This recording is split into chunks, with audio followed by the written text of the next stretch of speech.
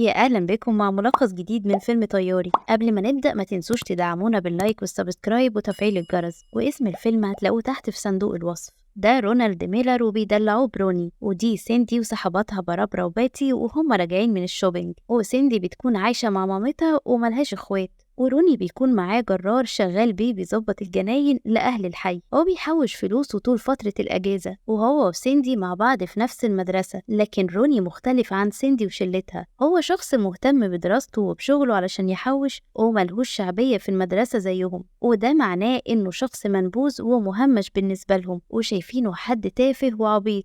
سيندي مرتبطة بزميلها بوبي، وده لاعب كرة قدم بس بيحترف بره، وهي بتكون رئيسة فريق المشجعين في المدرسة بتاعتها. وروني بقى بيكراش عليها من بعيد لبعيد بقاله 5 سنين، ودايما يقف من بره يتفرج عليها وهي في الاستعراضات. في المدرسة روني بيتكلم مع صاحبه كين على باقي زملاتهم اللي كانوا صحاب في الابتدائي، لكن دلوقتي بسبب الشعبية ما بقوش صحاب خلاص ولا بينهم كلام. وروني موضوع الشعبية ده واكل دماغه، خصوصا ان شعبيته صفر ومش عارف يتمتع بمميزات الطلبة اللي عندهم شعبية، زي انهم بيقعدوا لوحدهم وقت الاكل ومش بيحضروا معاهم الماتشات. علشان كده روني نفسه يكون محبوب، وصاحبه بيقوله على الأقل لازم يكون عنده عربية حلوة زيهم علشان يبقى ليه شعبية والبنات تتلم حواليه. البوي فريند بتاع مامة سيندي بيروح لها البيت ياخدها علشان خارجين، وسيندي اللي بتفتح له ومش بتكون طايقاه علشان شخص سئيل وعينه زايغة. وسيندي بتستأذن مامتها قبل ما تمشي إنها تاخد منها الطقم الجلد بتاعها علشان تروح بيه الحفلة، لكن مامتها مش راضية وبتحذرها من إنها تاخده. روني قاعد مع أسرته يتغدوا، وروني شاطر في مدرسته وعارف اللي عليه دايما، ومطيع أهله ومؤدب وبيسمع كلامهم. وبابا بيسأله حوش قد إيه في الصيف، وروني بيقوله إنه حوش 1500 دولار، وده بقى حوشهم من شغله في قص العشب.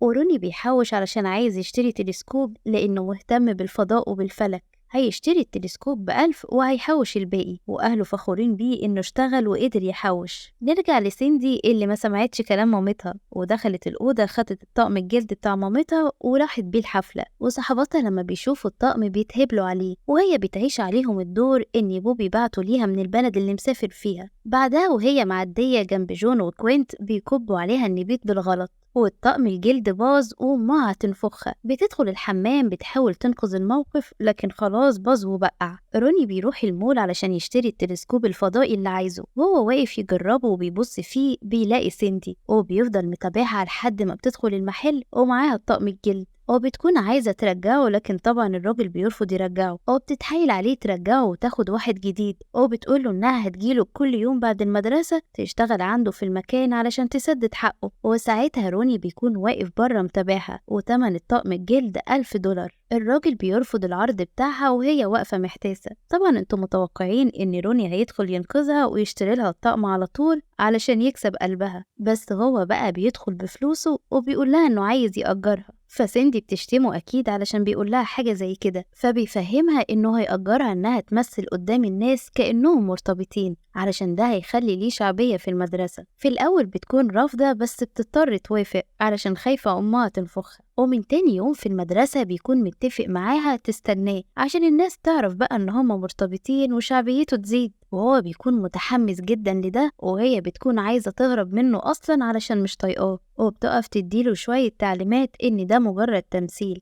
فما ينساش نفسه ويستهبل. يعني لا في مسك ايد ولا بوس ولا كلام قليل الأدب ده. ووقت الغدا كمان هتقعد تاكل لوحدها، فبيفكرها إنه دافع 1000 دولار بحالهم علشانها، فبتقوله إنها هتتنازل وتتغدى معاه يوم واحد في الأسبوع، وهو بيقول لها 3 أيام في الأسبوع هيتغدوا سوا في المدرسة، وهيحضر كمان مباراة يوم الجمعة معاهم، والمدة هتكون شهر مش أسبوع زي ما هي مفكرة، ويفضل الكلام ده سر ما بينهم للأبد. سيندي مش عاجبها لكن ما تقدرش تفتح بقها علشان هو دافع، فبتقوله طالما مطولين مع بعض والمدة هتكون شهر فلازم تغير له الستايل بتاعه، وبتقلعه الكاب وتنعكش له شعره وبتشيله كمام القميص علشان يكون شاب روش يعني. وبيفضل طول اليوم لازق لها علشان ياخدوا بالهم، وكله بيبدأ يلاحظ ومحدش مصدق.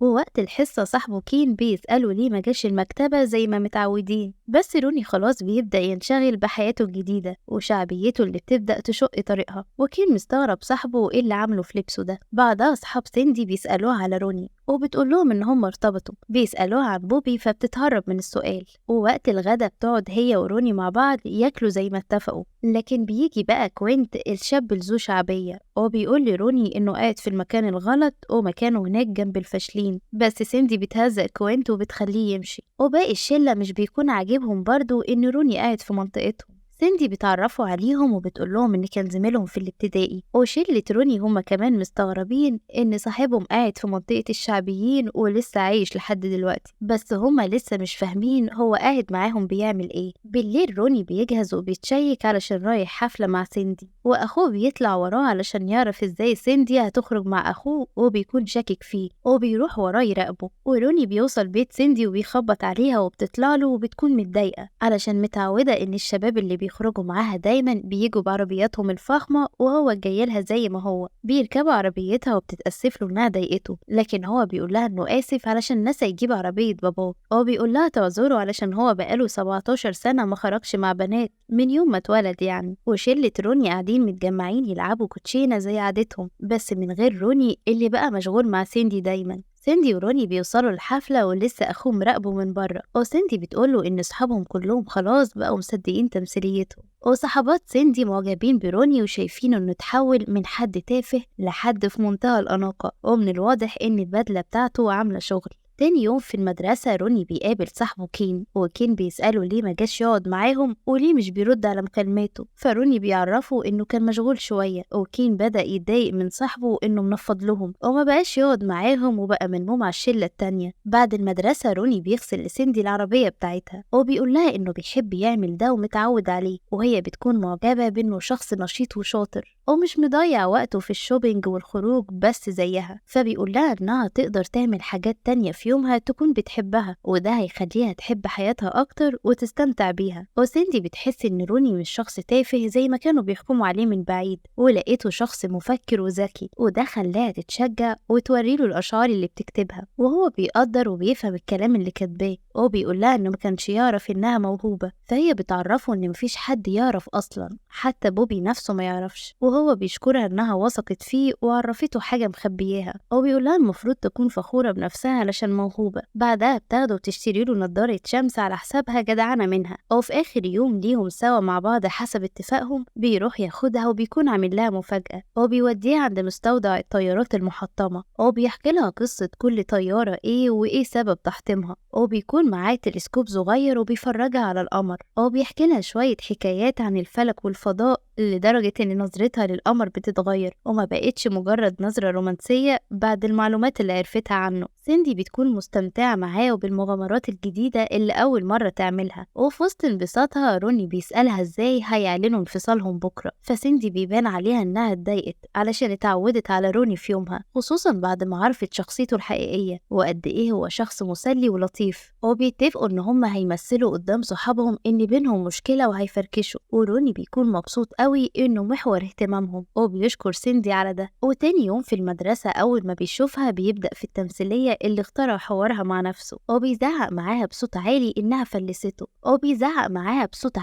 فلسته وإنها فضلت لازقة فيه لحد ما خلصت فلوسه. فهي بتقوله يسكت علشان كلامه مهين، بس هو مفكرها بترد عليه عادي من ضمن التمثيلية. هو بيكمل كلامه وبيقول لها إنه زهق بمقارنتها ليه ببوبي وزهق منها هي كمان، فبتتعصب منه وبتلطشه قلم وتمشي. وطبعا المدرسة كلها واقفة تتفرج، وصحباتها بقى مصدقوا إن هم فركشوا علشان عينهم عليه. وهم مروحين روني بيقول لسيندي إنه معجب بالمشهد اللي عملوه، وحتى القلم يبان حقيقي وكله اقتنع ومبسوط إن هو بقى ليه شعبية. وبتعرفوا إن الشعبية دي حاجة مش مثالية ومتعبة، وأوقات كتير هيحس إنها شغلانة. وبتفكروا بالطقم الجلد اللي باظ واتورطت بسببه، إن ده كان محاولة منها في إنها تلفت النظر ليها بما إنها ليها شعبية. وقبل ما تدخل بيتها بيديها سكتش كبير جابهولها علشان تكتب فيه الأشعار بتاعتها. سيندي بتشكره وبتنصحه إن مهما حصل ما يخليش الشعبية تغيره ويبقى زيهم. فهو بيقول لها ما تقلقش، هو استحالة يتغير. ومن تاني يوم بيروح المدرسة وهو بشكل تاني علشان يلفت النظر ليه كشخص له شعبية. وروني خلاص بقى مشهور في المدرسة كلها وبقى محور الحديث بتاعهم، وحتى أصحاب سيندي واقفين مستنيينه علشان يشقطوه، وبرابرا هي اللي بتقدر تشقطه وبتخليه يخرج معاها بالليل. روني نجح في إنه يكون ليه شعبية، البنات تخرج معاه وباقي الشلة بينبهروا بيه وبالعربية بتاعته. وبمجرد ما برابرا بتدخل الحمام وتسيبه، باتي بتروح وعايزة تخطفه ويكون رفيقها في الحفلة. وطبعا روني مبسوط وهو عمال يتخطف من دي ومن دي وحب الموضوع قوي. وباتي بتقوله إنها متأكدة إنه هيبقى فظيع في الرقص. الكلمة بتعجبه وبترن في ودنه وهو نايم، وبيقوم يتابع برنامج على التلفزيون بيعرضوا فيه رقصة، وهو لا بيفهم في الرقص ولا في أنواعه، وبيفضل يحفظ له كام حركة منها علشان يعملها في الحفلة. والرقصة أصلا بتطلع رقصة لشعائر إفريقية. روني بيروح الحفلة مع باتي وبيدخل الحمام يسمع الرقصة، بيطلع يسكر هو وباتي وبيدخلوا يرقصوا، وبيفضل يعمل الحركات اللي حفظها. وباتي بتستغرب في الأول وكله بيقف يستغرب على حركاته، لكن بما إنه بقى مشهور وليه شعبية يبقى أي حاجة بيعملها تحفة، والموضة بتبدأ من عنده وكل الحفلة بتقلده وبترقص زيه. لكن سيندي حست إنه فعلا بقى شخص تافه زي باقي الشعبيين، وبتاخد الشاب صاحبها اللي بترقص معاه وبتمشي، والباقيين لسه مندمجين معاه في الرقصة. صحاب روني بيكونوا عارفين إن دي رقصة الشعائر الأفريقية وبيضحكوا عليه. بعد الرقصة بيروح يسلم على سيندي وهي بتكلمه وحش وبتكون متضايقة منه ومش راضية تتعامل معاه. في ليلة راس السنة روني بيخرج مع جون وريكي علشان يضايقوا الناس، وبيكون معاهم بيض وطماطم وفضلات كلب علشان يحدفوه على البيوت.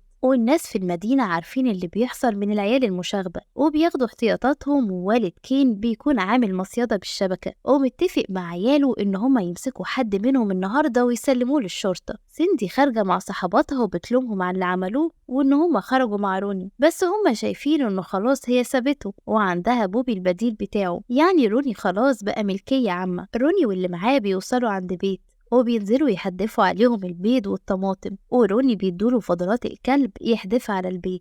وعلى حظه بقى ده بيكون بيت صاحبه كين، وكين مسكه بالشبكة وبيتصدم في صاحبه لما بيشوفه، لكن بيطلع جدع معاه وبيسيبه يهرب علشان أبوه ما يسلمهوش للشرطة. لكن بيكون زعلان جدا من صاحبه واللي عمله. روني اتغير خالص وأخلاقه اتغيرت، أهمل في دراسته وبيكذب على أهله بإن لسه الدرجات بتاعته مخدهاش علشان ما يشوفوش خيبته، وبقى يتكلم معاهم بأسلوب وحش وبصوت عالي عكس ما متعودين عليه. وسيندي بتتخنق من الولد اللي مصاحباه جديد وبتقلب عليه وبتبعد عنه. تاني يوم في المدرسة بتروح لروني بتجر معاه ناعم وبتتكلم معاه علشان بقالهم كتير ما تقابلوش، وهو بيقول لها إنه مشغول من ساعة ما بقى ليه شعبية، وهي بتقوله هي دي بقى مشكلة الشعبية، عبارة عن تضييع وقت. وبتقوله إنها عايزة تخرج معاه علشان كتبت شعر جديد وعايزة تسمعهوله، فبيقول لها تحتفظ بالشعر لحد ما يرجع حبيبها بوبي، بس هي بتعرفه إنها كاتباه عشانه. فروني بيقول لها أنت عاملة نفسك مش شايفاني طول حياتي وجاية دلوقتي علشان تستفيدي من شعبيتي، وبيفضل يضايقها بالكلام علشان $1000 اللي أجرها بيهم، وهي بتتضايق منه وبتمشي. بالليل جون بيكون عامل حفلة في بيته. سيندي بتشوف روني في الحمام مع واحدة زميلتهم وقاعد يتغزل فيها، وسيندي بتتضايق منه. المفاجأة بقى بوبي بيرجع وبيجي يحضر الحفلة، وبيقف مع ريكي وكوينتو وبيحكوا عن روني إنه مقطع السمكة وديلها مع معظم بنات المدرسة وبقى أسطورة النساء السنة دي. فبوبي بيقول لهم بكل ثقة إنه عمره ما هيكون أسطورة طالما ما قدرش يوصل لرئيسة فريق المشجعين، وقصده على سيندي حبيبته. بس بيفهم من نظرات كوينتو وريكي إن روني وصل لسيندي، وهو بيخنق كوينت علشان يحكي له كل حاجة وما يخبيش عليه، وهو بيحكي له سيندي بتشوفه وبتنادي عليه، فبوبي بياخدها بيوجهها بالكلام وبيشدوا مع بعض،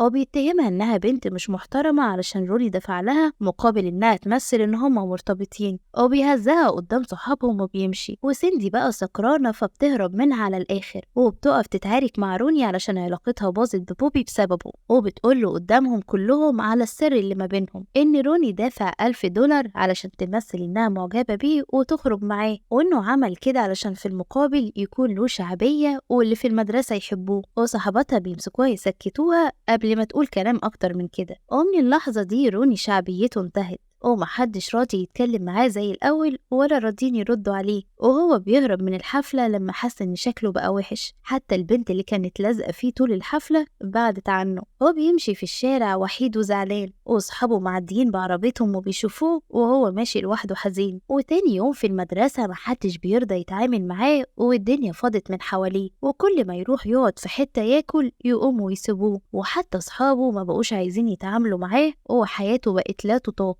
وكين زعلان منه بسبب اللي عمله في بيته ومش راضي يكلمه خالص، هو بيتعارك معاه. وحتى سيندي بتتهرب منه ومش بترد على مكالماته في البيت. فبياخد الجرار بتاعه وبيروح يعمل دوشة قدام بيتهم علشان تنزله، علشان عايز يكلمها وتسمعه. هو بيقول لها إنها اديته ألم جامد في الحفلة، بس بيشكرها علشان رجعته للواقع وفوقته. لكن هو ما كانش عايز حاجة غير إنه يقرب منها، ولما ده حصل ما بقاش هو نفسه، ومش عارف ده حصل إزاي، بس عنده أمل كل حاجة ترجع كويسة. بعدها وهما في المدرسة صاحبه كين بيكون قاعد مع باتي بيشرح لها شوية حاجات في المنهج، وبيكون قاعد في الجزء بتاعهم. لكن جون بقى وكوينت مش عاجبهم إنه نكرة زيه وجاي منطقتهم، وهيعيد تجربة روني صاحبه تاني. وكوينت بيقوم علشان يعلمه الأدب ويخليه يرجع مكانه ويعرف حجمه، وبيروح يمسك فيه وبيهزقه.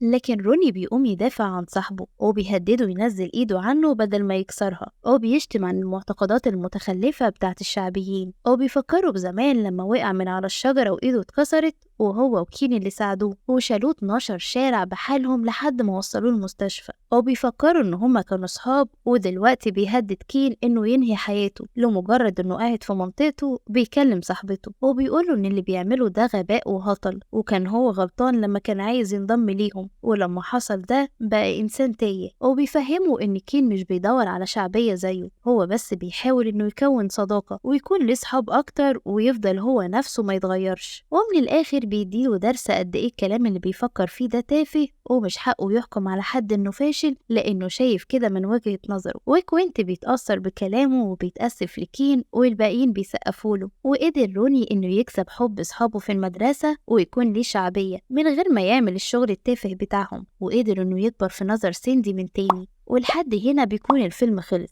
لو عجبكم الفيديو ما تنسوش اللايك والاشتراك في القناة، واستنونا في الملخص اللي جاي.